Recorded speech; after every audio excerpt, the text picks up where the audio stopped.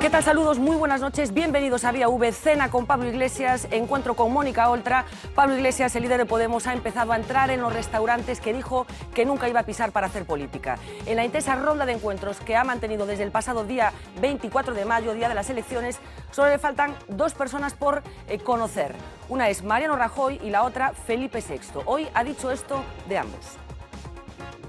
Presidente del gobierno, yo encantado de charlar y lo he hecho con algunos dirigentes de su partido, pero creo que es una declaración de principios y va muy en la línea de lo que dijo Esperanza Aguirre el otro día, pues bueno, tratando de apelar al miedo y al apocalipsis. Creo que al PP, el PSOE y Ciudadanos le preocupan poco. Nosotros le preocupamos un poco más. Si a mí me preguntan, si hay unas elecciones a la jefatura del Estado, ¿quién creo que las gana?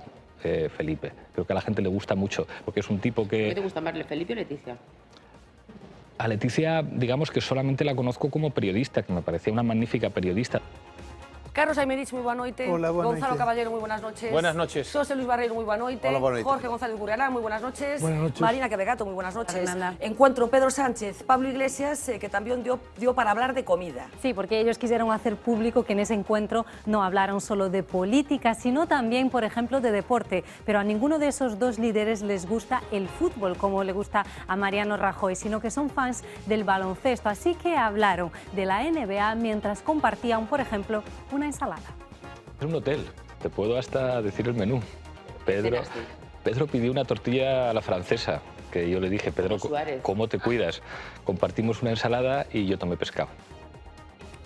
Y en A Coruña se producía hoy el primer encuentro después de las elecciones municipales de los dos alcaldes más mediáticos aquí de Galicia. Hablamos de Martín Noriega y de Xulio Ferreiro, quienes hoy pedían en conjunto una reunión nacional de los que ellos denominaron de alcaldes rebeldes. A partir de durante o verán, non? A ver se podemos ter aquí na Coruña unha xuntanza de cidades rebeldes, por así decirlo, de iniciativas cidadás e ver o futuro máis alá, non? Sí, bueno, nos entendemos que é fundamental tecer rede, non? E para nós é un placer estar aquí con a Marea Atlántica e con Xulio porque compartimos moitísimas cousas. Y de política gallega queremos hablar esta noche aquí en Vía V y para ello hemos invitado al nuestro plató al vicepresidente de la Xunta, Alfonso Rueda. Con él queremos hablar de este nuevo mapa electoral de Galicia, pero también, por supuesto, le queremos preguntar por el futuro de Alberto Núñez Feijóo. ¿Se irá el presidente de la Xunta a Madrid? Hoy decía esto Feijóo sobre el tema. Si vostede me dice, si ofrece non sei que, mire, o primeiro é unha persona terá un mínimo de humildade. Para que se produzca eso, ten que haber un ofrecemento. O que ofrece, ten que ofrecer. Si me ofrecera, non yo diría. E se non me ofrecera, tampouco. En consecuencia, vamos a quedarnos como estamos. Y en Vía V seguimos muy pendientes del derribo de la vivienda de Reza en Ourense. Estaba previsto para hoy, pero finalmente fue aplazado para el lunes, ya que el director de obra renunció a ejecutar la demolición. Hoy nos acompaña para hablar de este tema Miguel, el propietario de la vivienda, y también su abogado, porque esto decía, por ejemplo, esta mañana el hijo de Miguel en Reza. ¡Esto es una injusticia! ¡Dos licencias! ¡23 años pagando impuestos! ¡Esto es un atropello y una injusticia!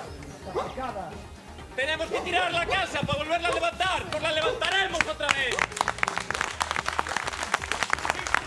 Pero antes de irnos hasta Reza, os queremos hacer una pregunta más. ¿Por qué a la República Francesa les gusta tanto la monarquía española?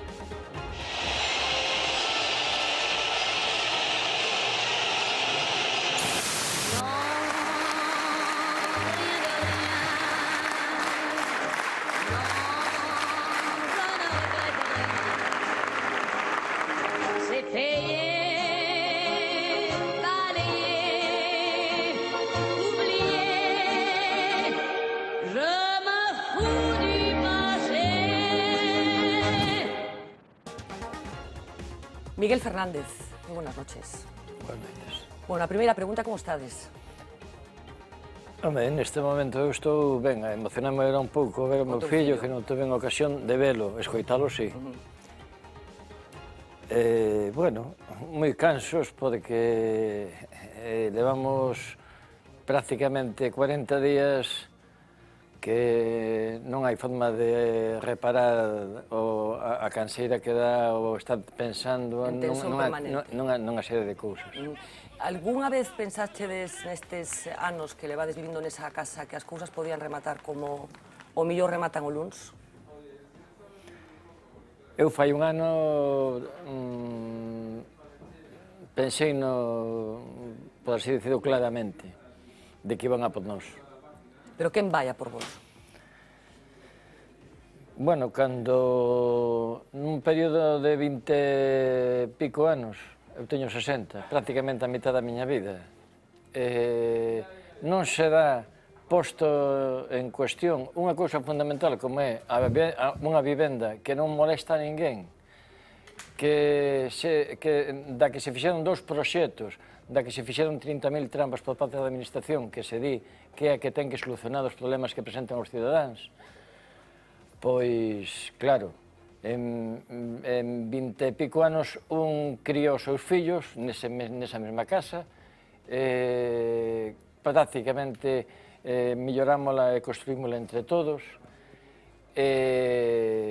cando unha inseguridade polas trampas que se fan dende un concello que fai caer un pexón e que crea unha inseguridade xurídica que arrastra a anulación de unha che de licencias e despois, se un ten un veciño que o leva acosando favorecido polas redes caciquiles durante 20 e pico anos e aproveita que a anulación da licencia para instar unha execución e o Poder Judicial pois o respalda. Eu non digo que a mellor sin razóns xurídicas que eu non entendo desas cousas.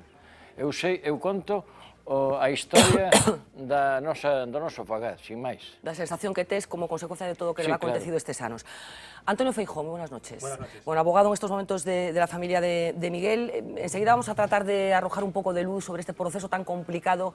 Vamos a tratar de reproducir lo que esta mañana sucedía en esa parroquia de Reza, a muy poquitos kilómetros del centro de la ciudad de Ourense. La primera pregunta que te quiero hacer, como decía antes de que hagamos ese viaje, es ¿cómo es posible que casi 30 años después de que se empezara la construcción de esa vivienda estemos hablando ahora de esa demolición? Muy resumido y para que la gente nos entienda. Es difícil resumirlo, porque son 30 años, pero si tuviera que resumir 30 años en 30 segundos, o quizá en menos, te diría que todo parte de una situación que efectivamente fue anómala, pero en todas partes, muy en concreto en la ciudad de Ourense.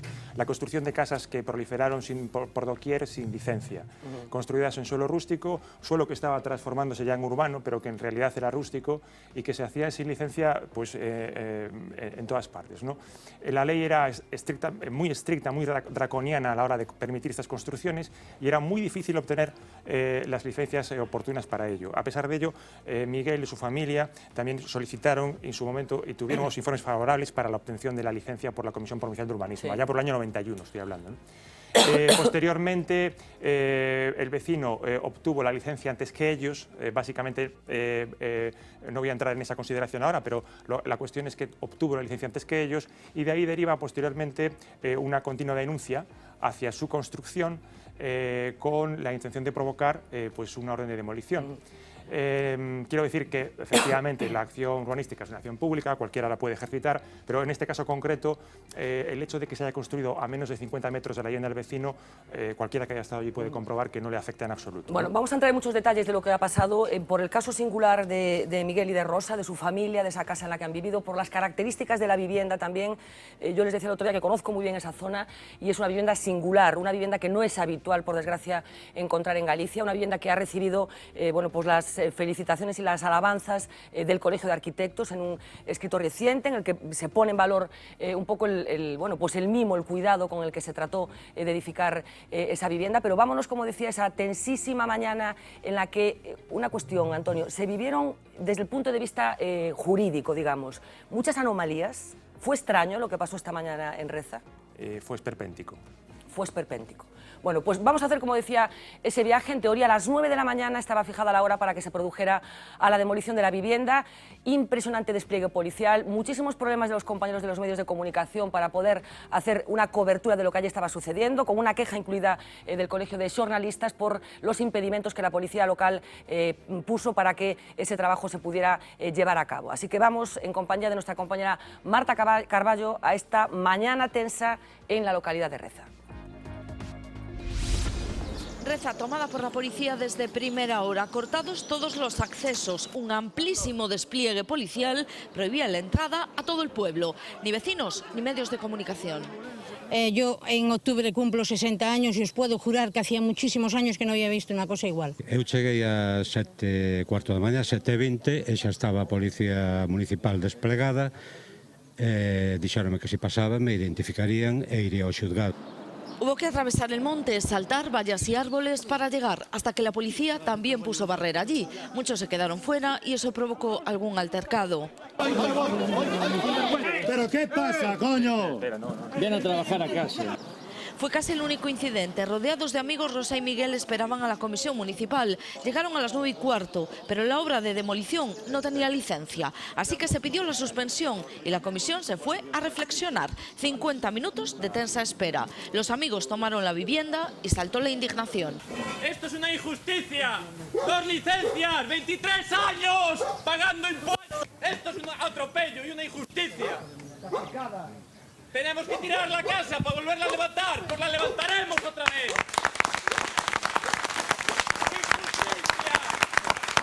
Quedaba aún una sorpresa. El arquitecto de la obra de demolición renunciaba.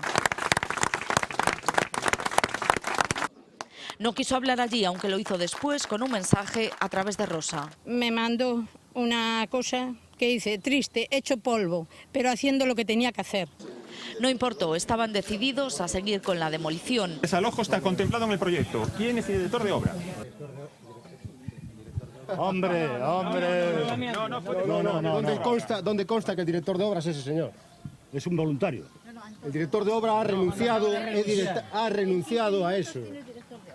Encontraron recambio en el propio concello y a las 12 del mediodía entraban en la vivienda.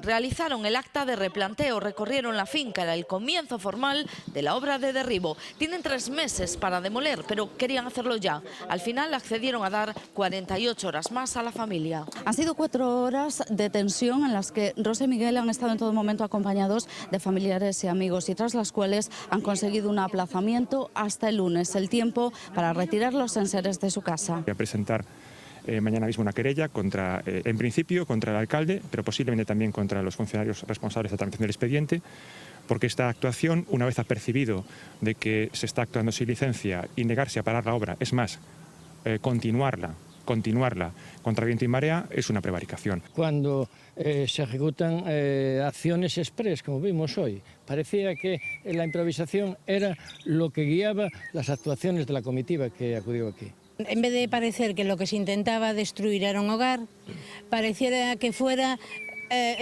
no sé, una construcción en la que no vivía nadie.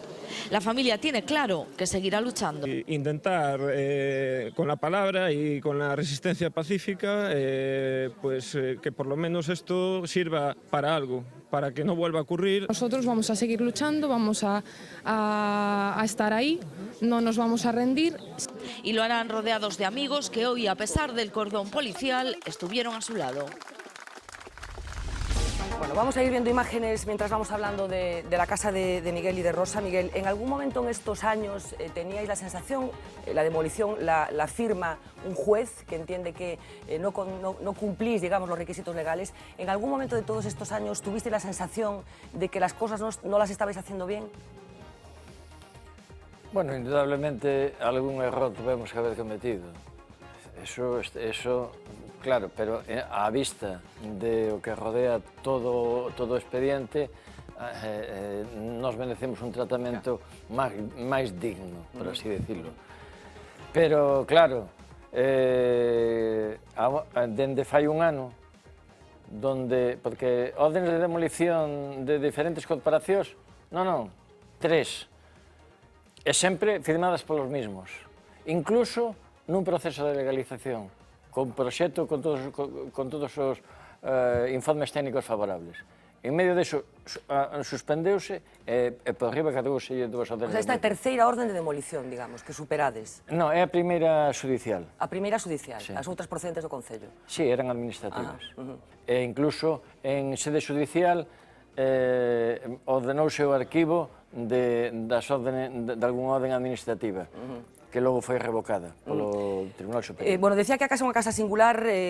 Antón estivo con nos Fernando Blanco, arquitecto da vivenda. Cando vos decidistes vivir ali, que casa queríades facer, Miguel? Bueno, pois a parcela era da familia de Rosa, os avós. Entón, a primeira cuestión era que a situación xa estaba definida.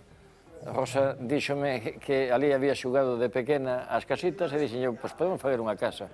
Eu teño unha certa relación con Fernando, que vende moi atrás de participar en cousas de tipo artístico e tal. Un ano levounos redactado o proxecto cuidando todo tipo de cousas. O que foi aproveitado pola administración para incluso trampearnos a concesión de licencia cando dos 50 metros era preceptivo. Bueno, pois empezamos a construir porque o Concello nos deu autorización favorable. Daquelas en suelo rústico había que pasar pola CPU, que era un chiringuito que se había organizado na COTOP, a Comisión Provincial de Urbanismo. E ali, pois, atopámonos con a trampa de dos responsables do Servicio de Urbanismo e da propia CPU, algún con algún tipo de relación co meu sogro, por así decirlo. E a partir de aí, máis problemas, quero dicir, porque eu repasei un pouco todo o expediente, a verdade é que é unha cousa complicada de entender, porque todos os asuntos urbanísticos son difíciles. Se teño que falar aquí de vicisitudes personales, eu non teño ningún problema. Eu xa fai moitos anos que me desnudei. Pode que me ven arrastrado por unha reivindicación que tiña que ver con esa si recordábamoslo onte. Nesa zona hai unha depuradora que nestes momentos é ilegal, de feito estáse construindo outra depuradora, estáse construindo outra depuradora augas abaixo como consecuencia da situación desa, e ti lideraches de algún xeito as protestas, digamos, contra esa depuradora que era un problema para toda esa zona. Relacionas un pouco a túa relación ca administración con... Que non quepa a mínima dúda de que veñan a por nós unha venganza política da cal, o sea, din que se arrepinten certos impulsores desa cuestión. Pero vaya, é un tema que non lle guardo rencor a ninguén, inda que me digan que eu poñome das rodillas diante, non, eu non lle guardo rencor. O que pasa é que porque a afectación, o sea, a arruinarse en un tema material, como pode ser a destrucción do fogar que tanto esforzo che costou, iso é unha cousa. Agora, hai outras cousas que acompañan esa pérdida, que non son materiales, que non hai que nas palir, porque, claro, se isto me acontece fai 30 anos, eu ao mellor hubiera reaccionado de outra maneira. De outra forma. En calquer caso, o que hoxe sucedeu, porque o veíamos no vídeo, tes ti a sensación, e segundo lle pregunto tamén a Antonio, de que había unha certa improvisación no que ali estaba acontecendo? Bueno, improvisación no traballo que tiñan que fazer os representantes da administración, que eran os que viñan ali a iniciar unha obra nas condicións que xa se comentou. Ahora, improvisación no despliegue policial para impedir que os veciños acudiran a miña casa, familiares, xornalistas e tal, eu, desde logo, non estou moi práctico neso, pero o que parecía era que a casa era un nido de terroristas peligrosísimos, porque, vaya, eu podo dicir que había 30 coches policiales de diferentes procedencias, porque falei con algúns dos membros.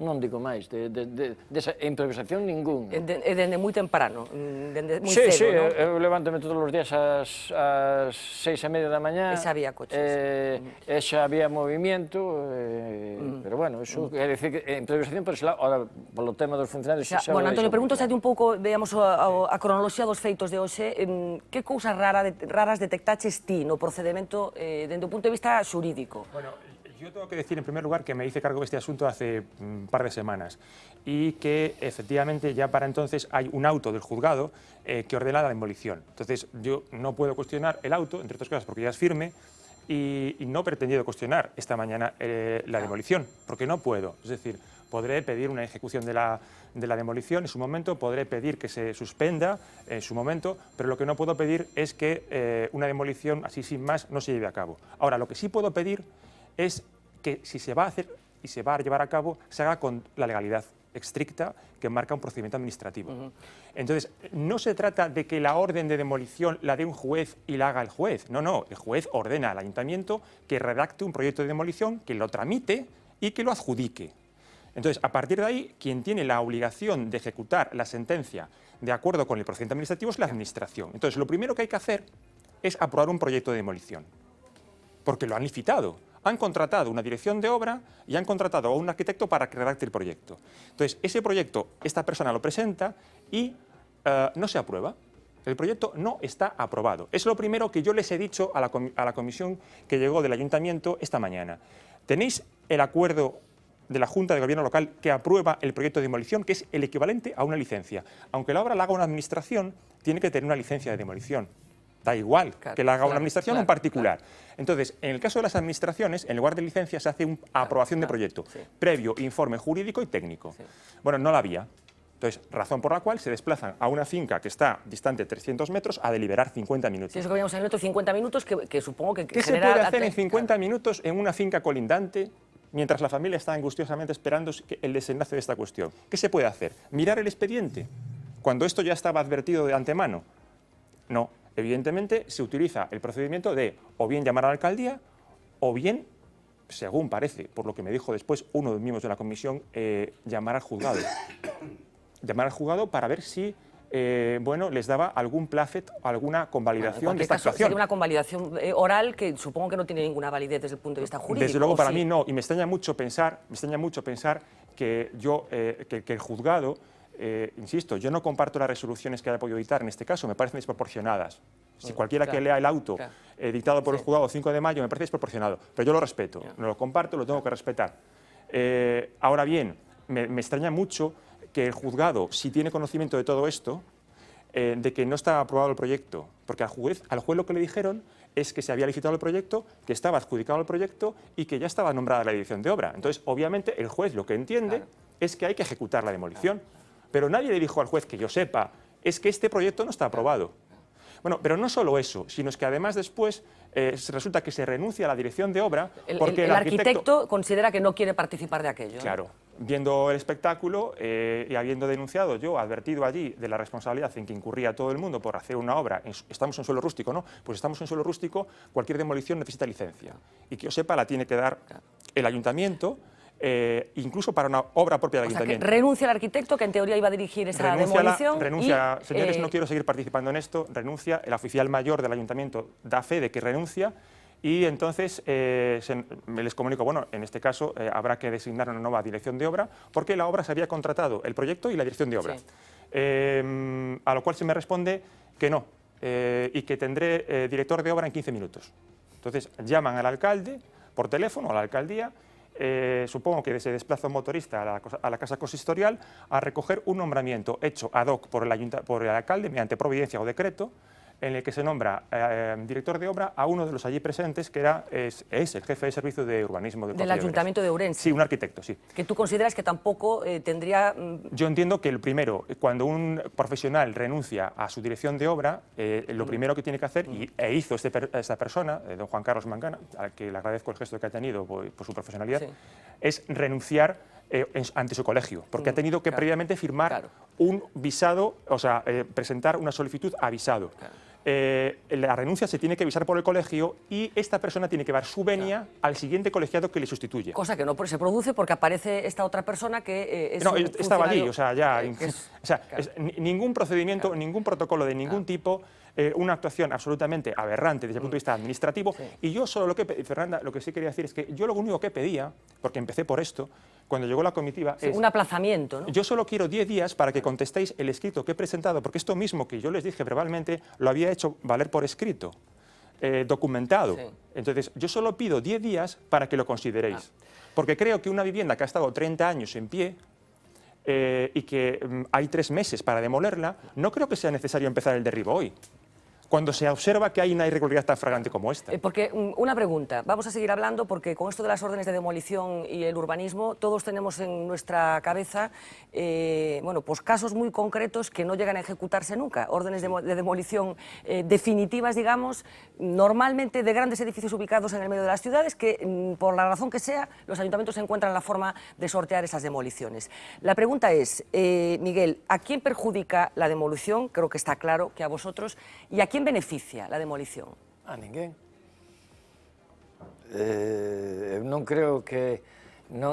quero pensar que o colindante denunciante que ventaxe vai a obter desa maneira, de que ter ali un cráter como resultado dunha guerra na que el foi tamén utilizado, pero da que se aproveitou. Porque isto supoño que a xustiza tamén ten que se preguntar a quen benefician as decisións e a quen perxudican, Antonio. Non sei se, bueno, é un planteamento un pouco ético, moral, que no ha lugar, pero hablabas antes de la proporcionalidad de las decisiones, ¿no? Sí, vamos a ver, yo no puedo pedir, insisto, que una sentencia se deje de ejecutar. Las sentencias están para cumplirlas y hay que respetar las instituciones y las autoridades y la autoridad judicial, por supuesto.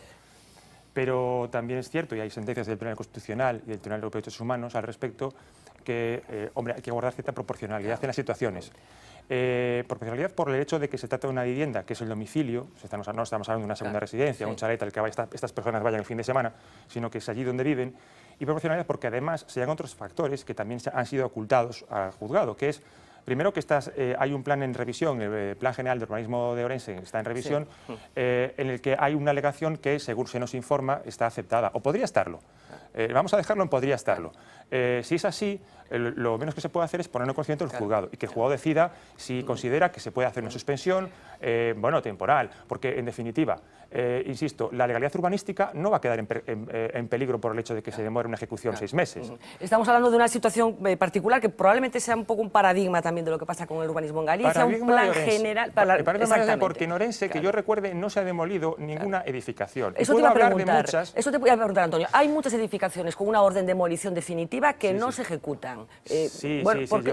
Yo tengo varias en las que, varios casos en los que se plantea esto mismo, pero ilegalidades flagrantes, como por ejemplo la Plaza San Antonio, bueno, pues ahí está. Se promovieron hasta 3 o 4 incidentes en ejecución, hasta que al final se consiguió, con una licencia que ahora está pues en el disparadero porque hay un procesamiento a quien la concedió, en duda, ¿no? Estamos hablando, para que nuestros espectadores que no son de Ourense sepan, la famosa Plaza de San Antonio, que finalmente provocó la imputación de Aurea Soto, todavía concejala de urbanismo, todavía sigue siéndolo, mientras perdón, tienes razón.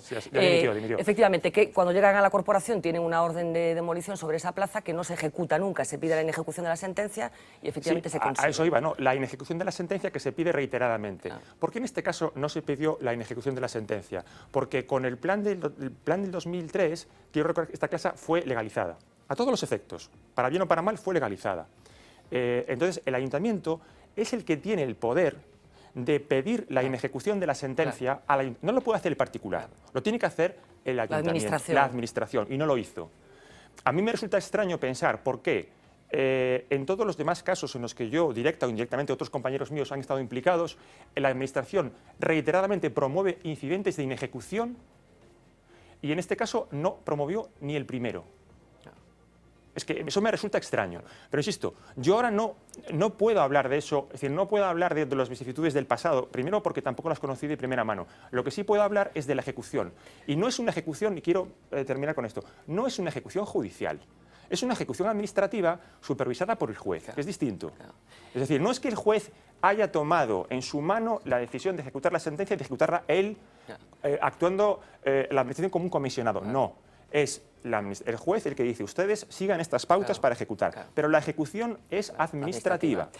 Hablas de la situación de la provincia de Ourense. Las administraciones, las locales, fundamentalmente, suelen buscar soluciones negociadas para tratar de impedir males mayores en situaciones como estas, en las que además, insisto, la convivencia de las dos viviendas, la de Miguel y Rosa y la del denunciante, es perfectamente posible, no interfieren. Es cierto que no cumplen la distancia que entonces tenían que tener, pero conviven las dos sin mayores problemas. Es habitual que los ayuntamientos traten de buscar soluciones, porque creo que en vuestro caso, Miguel, se trató de buscar un acuerdo hace ya muchos años con el otro denunciante que no fue posible, ¿no?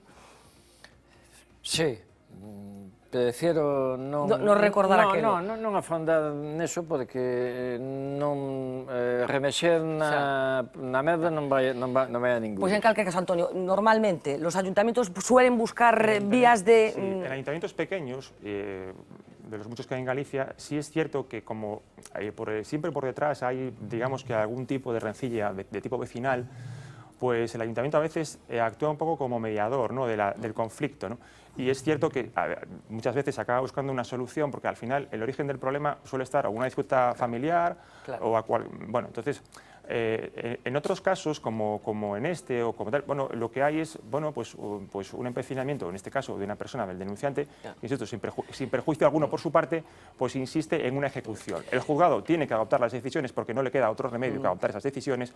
Yo lo único que digo es que me parece que ha sido, en este caso concreto y con todos mis respetos, desproporcionadas, y creo que, desde luego, lo que no se puede tolerar es que una administración vaya a restablecer la legalidad urbanística, se supone que iban a eso hoy, cometiendo otra legalidad con un proyecto sin aprobar y sin licencia. Bueno, este proceso tiene algo especialmente llamativo, insisto, teniendo en cuenta la naturaleza de la casa de Miguel y de Rosa. No es que las cosas bellas, por el hecho de ser bellas, tengan derecho a tener una licencia automáticamente, pero conviene poner en valor también que en un entorno como es aquel, en donde, bueno, como en el resto de Galicia, básicamente mucha gente ha hecho lo que le ha dado la gana, con soluciones urbanísticas manifiestamente mejorables. Simplemente les quería leer un pequeño párrafo de un escrito que en su momento hizo el Colegio de Arquitectos, diciendo que se trata de unha das boas casas construídas en Ourense, unha casa realmente deseñada para vivir nela, unha casa para ser gozada, unha casa pensada dende o ser humano e para o ser humano, unha casa integrada perfectamente no espazo no que se sitúa e dende este punto poderíamos defender a súa permanencia. Bueno, es parte dun escrito, como decía, realizado por el Colegio de Arquitectos, y yo no sé si, Antonio, crees que esto le da un carácter un poco especial, teniendo en cuenta bueno, cómo está el urbanismo en Galicia, el fenómeno famoso del feísmo, etcétera. Sí, bueno, de hecho se intentó con la última reforma de la LOUGA introducir una posibilidad para que en el suelo rústico, en cualquier tipo de suelo rústico, las edificaciones tradicionales o las que tuviesen un especial valor arquitectónico, como sin duda es esta, pudieran recuperarse. ¿Qué quiere decir esto? Que si mañana derriban, o pasado mañana derriban, el lunes derriban esta edificación, por el valor arquitectónico especial que nadie duda, se podría volver a reconstruir. Entonces, ¿qué sentido tiene una demolición de algo que se puede volver a construir? Y que en cualquier caso será legal dentro de 5, 6, 7 u 8 meses. Yo solo lo planteo a título de, bueno, no desacatar la sentencia, sino simplemente de buscar una fórmula de suspensión o, como dice el Tribunal Supremo en alguna sentencia, acompasar la ejecución a las circunstancias. Pides que se aplique un poco el sentido común a todo este proceso. Sí, y sobre todo que, insisto, yo sí tengo la más mínima posibilidad de aferrarme a cualquier tipo de ilegalidad administrativa, lo voy a hacer. De ahora en adelante, con tal de que esto no se ejecute, porque es mi obligación. Entonces, evidentemente, voy a utilizar cualquier resquicio legal que pueda utilizar para suspender la ejecución. Miguel, o que te sé moi vos amigos, vos sentistes acompañados en estes días, bueno, fixos pues esa exposición hai uns cantos días, creo que incluso había unha obra dun compañeiro noso, de Víctor Menjuto.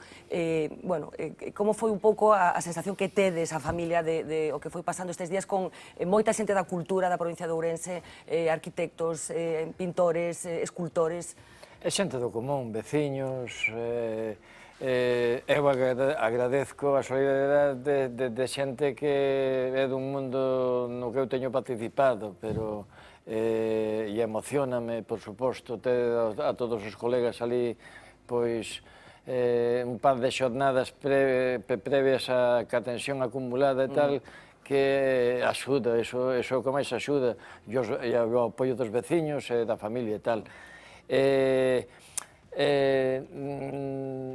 Pero a solidaridade, claro, cando concentrada con tanta tensión, pois non se disfruta porque é moi efímera como todo nesta vida. Claro.